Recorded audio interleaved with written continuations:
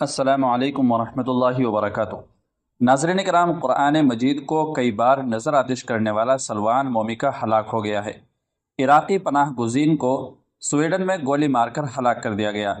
خبر رساں ادارے ایف پی کے مطابق سلوان مومکا، جس نے سویڈن میں 2023 میں بار بار قرآن مجید کو جلایا تھا، جس نے مسلم ممالک میں غم و غصے کو جنم دیا تھا، اس کو گولی مار کر ہلاک کر دیا گیا ہے۔ فائرنگ کا واقعہ ایسے وقت میں پیش آیا جب اسٹاک ہوم کی ایک عدالت یہ فیصلہ سنانے والی تھی کہ آیا سلوان مومکا، جس نے مظاہروں کے دوران قرآن مجید کو جلایا تھا، نسلی مسافرت کو ہوا دینے کا قصوروار تھا۔ فیصلہ یہ کہتے ہوئے ملتوی کر دیا گیا کہ مدعا علیہ میں سے ایک کی موت ہو گئی ہے۔ سویڈش خبر رساں ایجنسی SVT کے مطابق فائرنگ کا واقعہ اسٹاک ہوم کے قریب سوڈرٹالچے میں پیش آیا اور متاثرہ شخص بعد میں سلوان مومکا تھا۔ کون تھا یہ سلوان مومکا؟ 38 سالہ نوجوان نے سویڈن میں اسلام کے مقدس کتاب کو نظر آتش کرنے اور بے حرمتی کی کئی وارداتیں انجام دی تھی۔